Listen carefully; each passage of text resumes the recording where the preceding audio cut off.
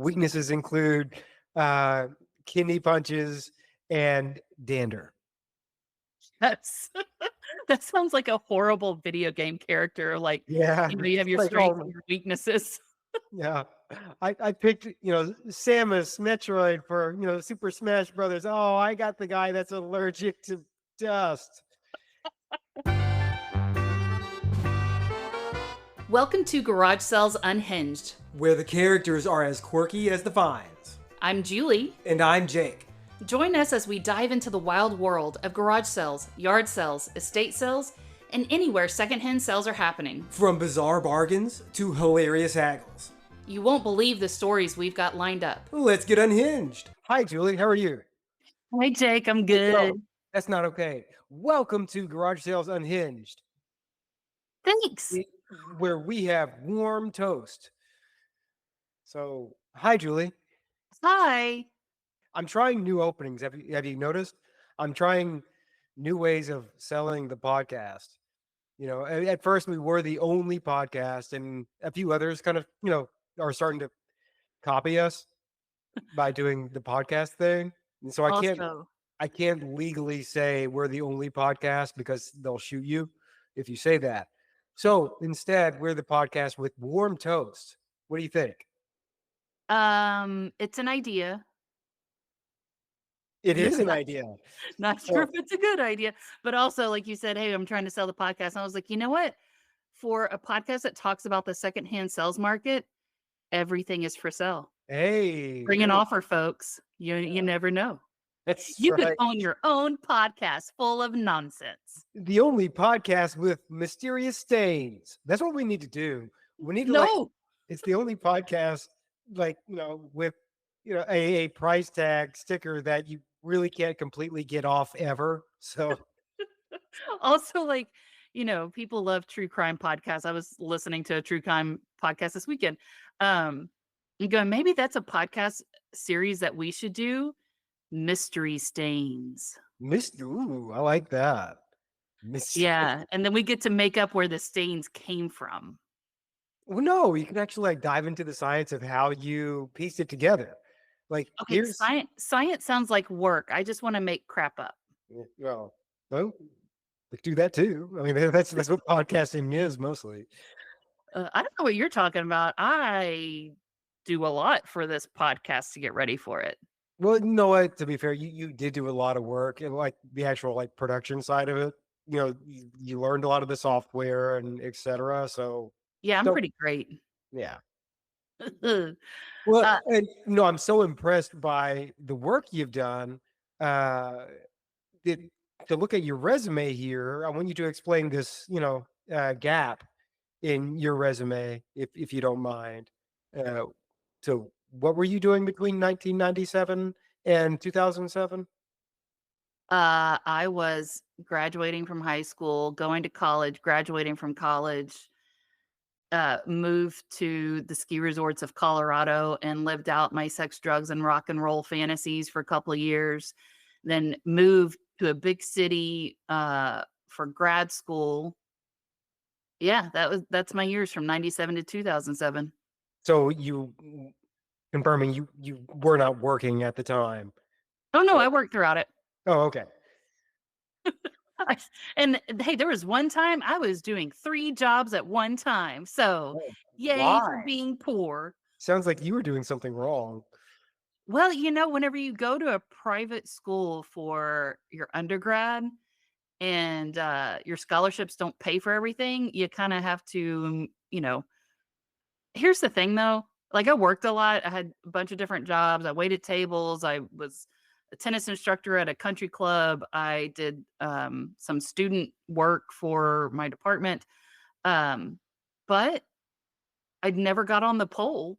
And I don't think that no one needs to congratulate me for it. But I don't think anybody would have hired me. Oh, that is not coordinated movements.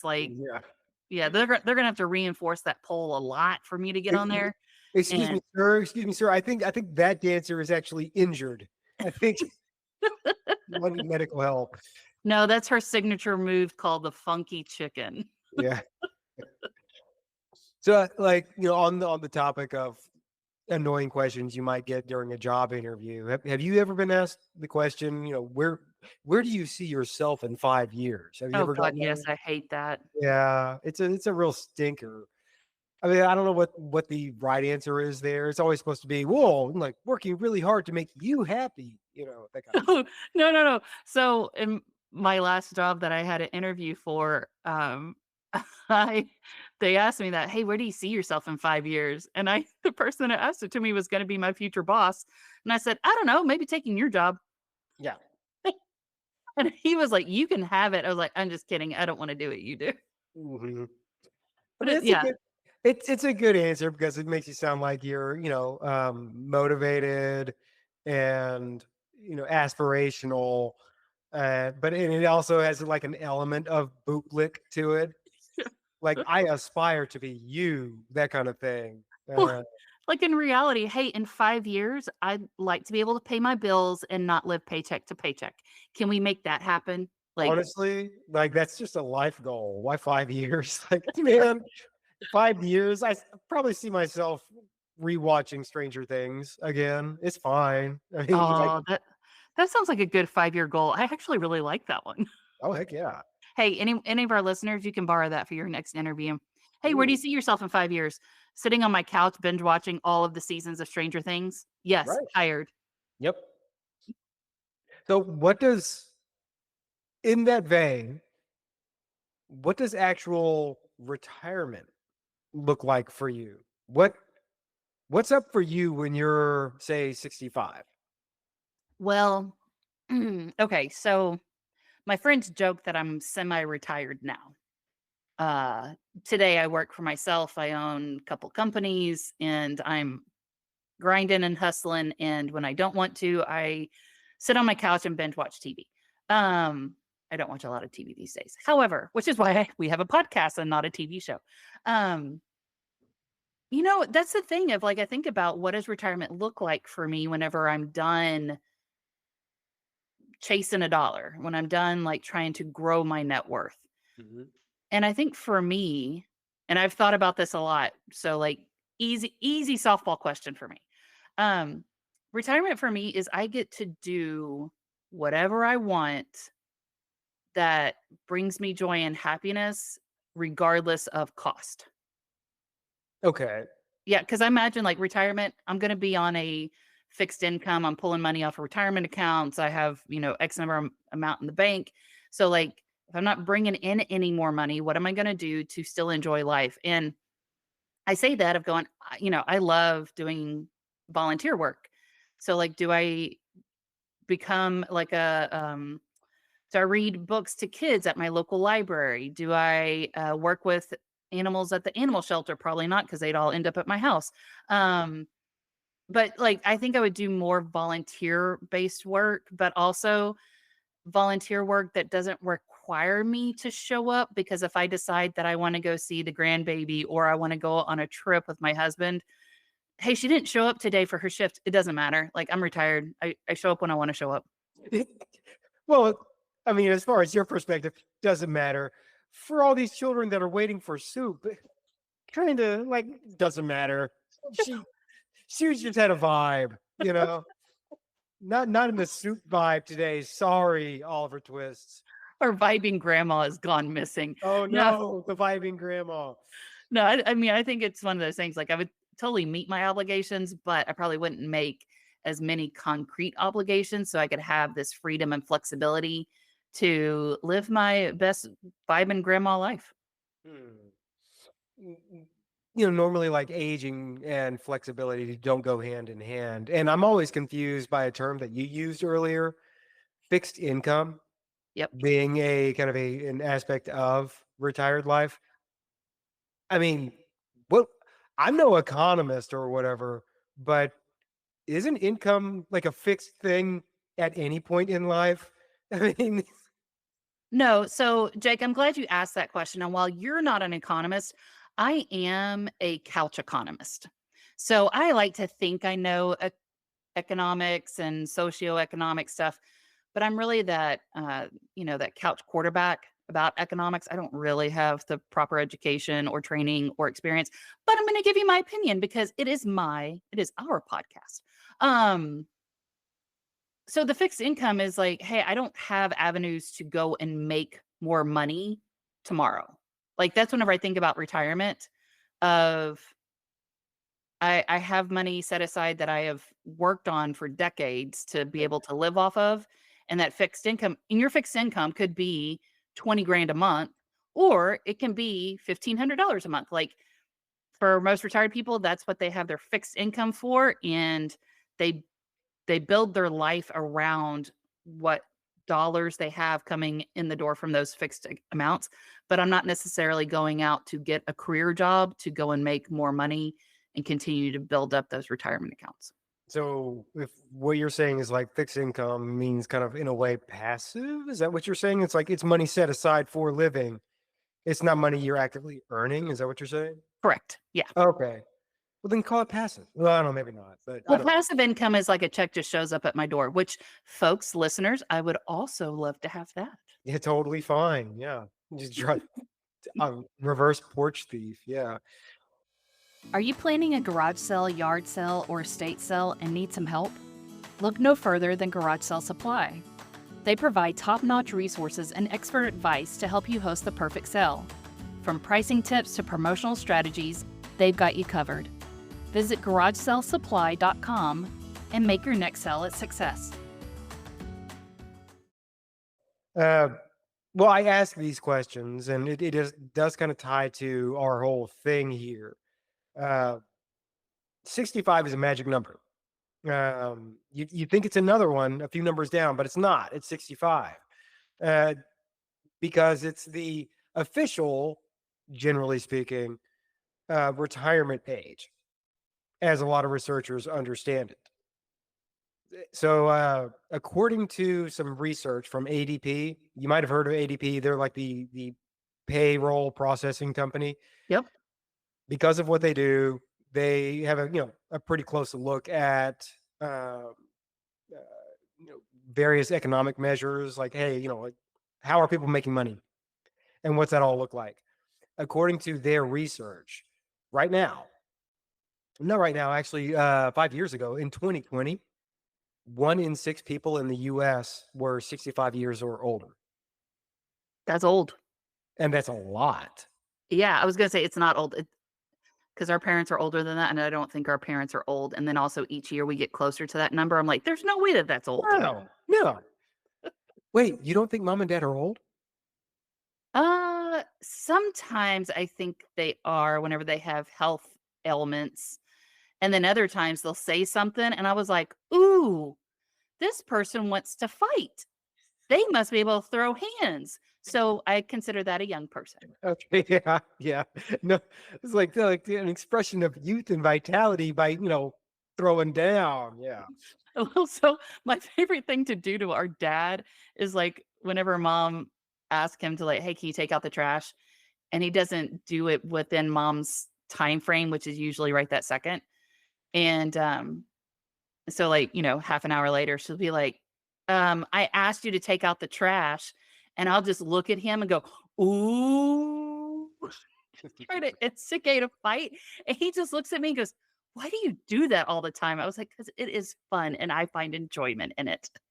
Yeah, and we grew up in the golden age of egging on people at school. If Yeah. somebody dissed somebody else, it really doesn't land until at least 2 people in the vicinity make that noise. Well, also, our dad has had a history of giving out all of his health elements. Our dad's had a history of kidney stones. And so I used to like shout it, like I used to play box with him. And he'd hate it because he's like, Julie, stop it. Julie, stop it. And then I'd go in for like a fake kidney punch. So FYI, if you ever want to take my dad down, aim for the kidneys because he just automatically like I know Jake's looking at me like, what is wrong with you? But he automatically like has this reflex to it because he can still imagine like the pain of a kidney stone. And I was like, yeah, man, oh man, I got you. I will take you down. Weaknesses include uh, kidney punches and dander. Yes. That sounds like a horrible video game character, like, Yeah, you have your like, strengths oh, and your weaknesses. yeah. I picked, Samus Metroid for, Super Smash Brothers. Oh, I got the guy that's allergic to dust. So as of 2020, I really appreciate how often we can go, way off the trail. This is good. Uh, so 2020, 1 in 6 people over 65. Compare that, like the to really give you a better appreciation of why ADP and other economists are kind of honestly alarmed at that number. In 1920, less than 1 in 20 people in the US were that age. Well, but what was the retirement age of 1920? Like, I feel like our life expectancy has grown, and I mean, we have the technology. We cannot let them die. Like, it's So, there's been like, some it's a good advancements. question. Like, in your question, there's a few other questions. Okay. So, retirement ain't what it always was, right? True. Yeah. We didn't Certain we didn't have 401ks back then. right, and you might argue you probably won't hear pretty soon. So, um, and you're right. The nature of work has changed over time. It used to be that people, when somebody would either formally or informally hang it up, you know, when they were stepping away from the work, it was much more likely at some point in the past that the work they were stepping away from was fairly manual. Yeah. And so at some point, like, no, you're just not as able to do, this machinery work or that field work or this construction work or what have you. As time goes on, you're right. Medical advances make it such that MFers just won't die. And two, the nature of work changes because those same folks just won't retire because they're still able bodied to sit at a computer all the time. So, okay, last week I was at a conference, and the week before that I was at a board meeting, and both of those weeks I've had conversations with people about um, older generations still in the workplace. People are Mhm. not retiring, and this is my own unscientific opinion. Um, I feel like some people are not wanting to retire. Like you asked me earlier, what would you do in retirement? And I feel like, well, what would they do in retirement? Well, they would do what they're doing today, so they don't Right. retire. Right. And that doesn't necessarily mean that that's good for business. So, Right. um, yeah, it's one of those things of we have a lot of people that are of retirement age and not retiring, but maybe also not contributing to their business like they should, or being a valuable member of the business, or hindering other people that can move into management leadership roles. And yeah, Yeah, totally. So it's like a unique issue, not as unique necessarily to the US. I'll get that in a second. But at according to ADP, every day, this is one that kind of made me scratch my head. They say that every day, more than 10,000 people in the US hit 65. So geez, what you're seeing is, it's the boomers, right? That's the age at which, they describe that generation. It's the baby boomers. And boomers are called as such because they're part of the product of that baby boom era. right, which It's is that after it took place after World War II. right. It's that crazy jump in birth rate from 1946 to like the mid 60s or something like that. So what you're actually seeing is the waning side of the boom. It's the Yeah. I'm going to call it the boom doom. Uh, Oh, hey, I like it. That rhymes. I thank you very much. It's all the people that were born in like really like compressed birth rate in that period of time. Now they're all hitting that age. Uh, they inevitably get older. So I am just going to go through a few more stats here, and then I'm going to like break away from the notes and do an impromptu rap battle. But the Bureau Wow, of hold on. You went from nerd to what I thought was gonna be cool, but I think it's just nerd, but, I'll allow it. my brand is consistent. It But is. The Bureau of Labor Statistics expects a massive shift into gray. The labor market, like what this means for the labor market is that they'll see and forgive me with the dry numbers here, but it'll pay off. A 0.4% annual growth in employment for the next decade.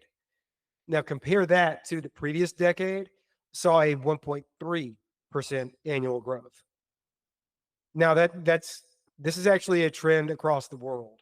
It's not just a US thing. Some parts of Europe are actually more advanced and in this trend than we are.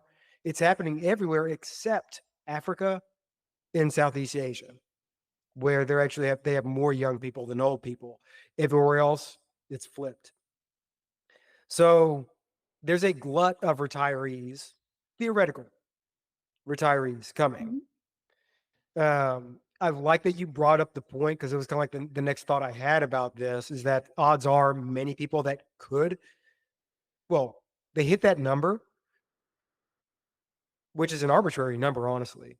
They'll delay retirement either because they can, which is to say they work a job that isn't necessarily physically demanding, or because they have to, because right now eggs require a cosigner in order to purchase.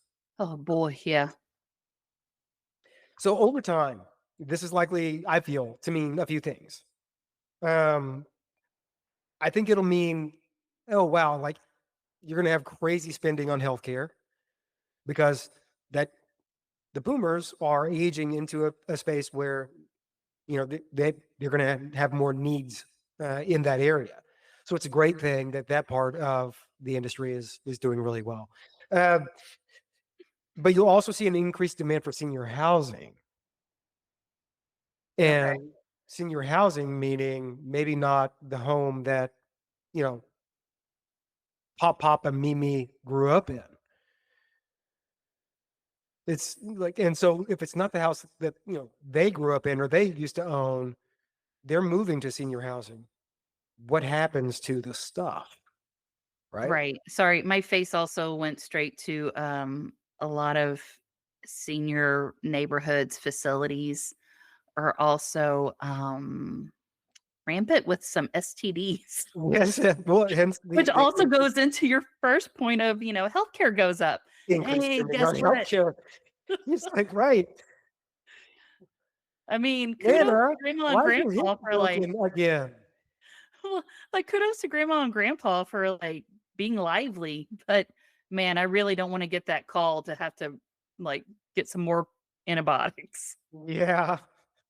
It's like, I swear, if I get one more life alert call, it Of takes heavy me into breathing. a sea of wrinkled elbows and But yeah, your point. Sorry, I've never walked into an derailing. orgy to the music of Simon and Garfunkel. That was such a derailing moment. But yeah, I mean, to your point, they're relocating into maybe assisted living facilities, but they also have a plethora of stuff. Yes. And so here's like my prediction. What interested me about the ADP and Bureau of Labor Statistics research is that it's painting a picture of, I don't know if you want to call it a problem or an opportunity, but you are going to see a wave of activity in the secondhand market that probably is going to dwarf anything you've seen here lately. The baby boomers in mass are going to age in such a way and, kind of do like the natural progression thing at some point, and all of these stuff they amassed is going to need to do something and go somewhere. Their grown children have stuff. And it's like it always is. There's some stuff that are absolutely like family keepsakes and heirlooms, valuable stuff that, yeah, I know this relative wants it. Hey, who wants this thing? Somebody raises their hand, but majority of the stuff is just stuff and they don't want it. So what happens? Well, so this brings up a conversation I had with a friend who he's Italian, grew up in Italy. He now lives here in the States. Was that how it worked? They were Well, Italian and grew up in Italy? he's also partly Belgium. So where did he No. grow up? So see, clarity. Um, So I was telling him about the podcast, and he's like, it's such an interesting concept of garage sales and yard sales and secondhand sales here in the States. He said in Italy, now he doesn't know if it's still the same, but definitely when he was growing up, you did not buy secondhand things at Hmm. all. It was Hmm. frowned upon. So I Interesting. think he had gotten a jacket or something from like a thrift store, and he was showing it off to his family, and they were appalled that he had bought that at a thrift store because in Italy, and I think this goes for other similar cultures, you pass down things within your family. It doesn't get sold, it doesn't go to market, it doesn't get resold. I guess that's the same thing. Anyway, um, but like there's estate sales, not really a thing over in Italy. Hmm. And the fact that he bought like this leather jacket and he was so proud of it that they were like, "Oh my, you bought someone else's jacket." And I'm like, he's like, "Well, Uncle so and so could have given me the jacket." And they're like, "Yeah, but he's part of the family. That's different." And it's such an interesting concept, but I think it's also part of the culture. Going back to what we're talking about, in America, yay for capitalism. We can sell anything. Like if I own stuff, I can sell it. I can sell everything I own and keep that money. And in our culture, in our family, there's not a frowned upon thing for that. I mean, now I say that our parents consistently will send you, me, and our older brother Richie like a text message of going, "Hey, does anybody want this?" Right. I think everybody's gotten those at some point. Yeah. Oh my gosh. And I'm like, and I mean, I get it that they want to ask first before they put it out on the curb or they do something with it.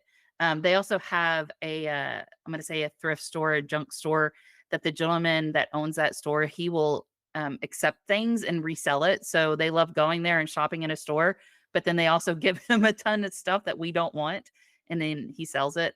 Hmm. Funny, another funny story. I'm just going layers deep into off topic here. Sure. That gentleman somebody had given him a casket. I Oh, I wow. don't think it was I don't think it was used, Okay. but he bought it from them or he took it or whatever. And I think it sat on his lot for maybe 12 hours before somebody came and bought it. Oh, And this is like like small town USA. And I'm going, what? I need to know the story. What happened? Who bought that casket? it's probably not the person you think. Like Rob Zombie shows us like, yes, this will fit into the back of my Dracula. Excellent. Well, part of me is going like, the only thing I can think of, unless a family is going, "Hey, we need an emergency casket for a family member that died," um, or it could, like knowing where they're at, it could be somebody that's doing like a Halloween hayride. I'm going, it'd be great decor for my Halloween hayride. Absolutely. Yeah. Like use your imagination. Yeah. This is my hot wing bar. Yee. Um, but yeah, I think going back to like, there is going to be a plethora of stuff Right. that whenever the boomers start to downsize, moving into other facilities, they may not be able to take all their furniture and they don't have anybody to pass it down to, or their family doesn't want that stuff. Then like, what do they do with it? So this that question kind of took me to I wanted to confirm some of this stuff because I started like trying to extrapolate, make some conclusions from that information. I was like, well, let's look in another place. Because if we are nothing here, if not our methodology is sound. We do our research thoroughly, which means we use more than one browser. And so I used a different browser and, and a different firm, something called IBIS Research. They took a look at the U.S. estate liquidation services market. Okay. So what that market is civil law services, things like wills, estates, titles, trusts, stuff like that. That's Hmm. what they looked at. And essentially, like, not to run like through more esoteric economic jargon, but revenue in that space has climbed. Hmm. I think it was like about 230 million last year, just on doing that kind of paperwork. Yeah. Um, Profits for them have shrunk because the cost of doing business has gone up, but overall they made more money. They just have to put more back into the business. So a couple of their notes really stuck out to me. This first one was it made me kind of stop for a second. I was like, man, this is dark. That they said that the industry benefited from the COVID-19 pandemic because of increased death rates and urban flight, which is like it's dark, but yeah, when your job is to look at people in the aggregate, then you totally are a statistic, absolutely. Yeah. But yeah, I mean that was I don't know if we seen all of the um it's so grim, but like, man, you're like, okay, somebody passes away due to, whatever reason. But when a pandemic occurs and a lot of people pass and you still have the same kind of problem, like, wow, what happens to all of the stuff they owned? Have we seen all of that stuff hit yet? Uh, have we seen the glut of resale that presumably COVID-19 would have caused? Because right after or during and after the pandemic, people still spend like crazy. People were happy to like, I'm finally out of the house. I don't have, I'm not wearing this stupid thing, yada, yada, yada. I'm going to Target. I'm going to the store. I'm going, yeah. And so people bought a lot of stuff. For those people that passed away, where'd their stuff go? That's a good question. I mean, I know based off of news reports, a lot of people that passed away from COVID-19 had other underlying health issues. And so, were they already in a state of eradicating their stuff? And then COVID-19 just kind of cut it much shorter. Or, um, I also think the pandemic hit cities harder than rural areas. Yeah. And in a city, like, I mean, I used to have an apartment in a big city. I didn't have a lot of stuff. Like, I think the most stuff I had was like plates and pots and pans, things in the kitchen. But I had one sofa, one coffee table, Yeah. bed, a nightstand. Um, and I think I had more stuff than other people. But yeah, you would expect to see all that stuff become available easily and a lot more of it. So I don't know Well, where it so went. like, and I'm not like posing the question. I understand like maybe I'm worried now that I pose it in a conspiratorial way. Like where'd the stuff go? Like did we put it on the set for the moon landing? Not saying that. And honestly, in the course of asking, I'm kind of going, wait, maybe I think I know. Because Oh, well, then I answered well, all that for no reason. You should have yeah, said, I "I have the know. answer." Generally, it's a good idea to cut your speaking portions from the podcast. Oh, yeah, I've screwed up a lot of times on our recordings, and they get cut out of production. I'm like, "Oh, yeah, I got the directions wrong. I'm just gonna cut that out." According to this research firm, they feel that not only the COVID-19 stuff, like that would help the estate liquidation services industry. Mhm. Um, they also felt that the presence of high mortgage rates, which I think it's not news, like they're crazy, means more foreclosures, which means more relocations and more liquidation sales. And I think both of those, like that makes total sense. But the issue might be in that mortgage rate thing is like, the things like no one can sell a house, no one can buy a house. It happens. I understand people are still doing business. But if it's less likely that somebody's going to be able to sell a house, all the stuff stays in the house. Yeah. Well, okay, so I've seen some houses that have gone into foreclosure, and the stuff that is left there has to go into, a dump because, like, either people have broken in and destroyed stuff, or they didn't take care of things before they were evicted. Um, But you're talking about a foreclosure. yeah, I am. No, I'm going back to like the boom doom. And odds are a lot of that set own the home outright. Yeah. And so there's no foreclosure. And so like the house goes into it what's the term? Probate Yeah. or not. It's very clear on what happens to the house, and it goes to Jimmy, or you, hey, we're getting all of the children in a room, and we're throwing one. The lawyer is instructed to throw one sharpened stick in the middle of the room, and whoever emerges gets the house. That kind of thing. These Well, houses sit because they can't get. It's harder for them to sell, and so the stuff in them, like apart from the stuff that surviving family members might want, stays there. If unless there's a sale that occurs, unless a real secondhand efforts are made, and there are companies that do this sort of thing, and it's something I'll talk about at a different date. yeah. But it's an interesting stat that a nationwide payroll processing company has their the finger on the pulse of that. Pretty rapidly here, you're going to see a swell in the need for capacity to either store or process or sell secondhand stuff. Well, that was an estate sale company I talked to.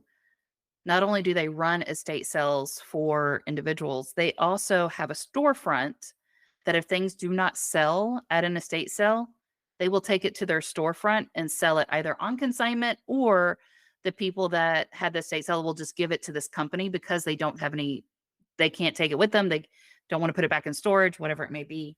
I Um, I think that's the story behind the awesome Christmas gift you got me, yeah, the yeah, Ghanaian movie poster. Like, yeah. I'd love to know the backstory on that thing. Where the heck did that come from?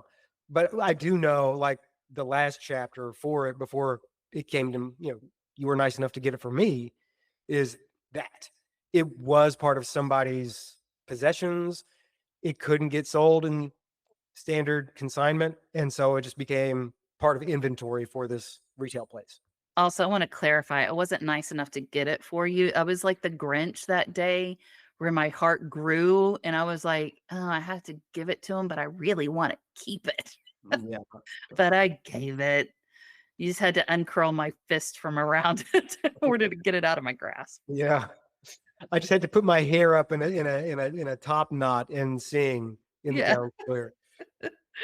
Ah, But I just thought it was an interesting set of stats, and it's an interesting kind of moment in not just the U.S. but much of the world that you're starting to see people entering that kind of magical era, that mhm. golden age of 65 and up, starting to outnumber anybody that's below it.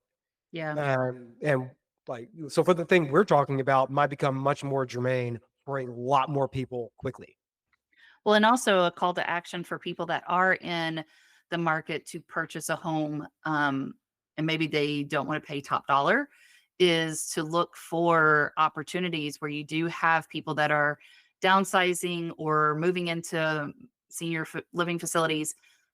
They don't always update or modernize their house to like the new furnishings and all that stuff. And so whenever their family tries to sell it, it can go for a pretty good deal. Um, and then you can go in there and make it whatever you want. So be on the lookout for that stuff. There's great furniture out there. There's artwork. There's dishes. There's houses. There's cars. Yeah, there's about to be a lot more of it available too. So if you're kind of like, you've tested the water a little bit, you wonder about it, and you want to make a dollar stretch, man, like, start to plug in, because a lot of crazy stuff is probably going to start hitting here pretty soon. So that's just word to the wise for this week, Julie. I will follow. Thank you for applying. We will be following up, and we likely not going to call any of these references, but we'll act like we did. Yeah. And in 5 years, you can have my job. Thanks. Cool. That was a good conversation. Appreciate it, Jake. Thanks, Julie. Talk later. Bye.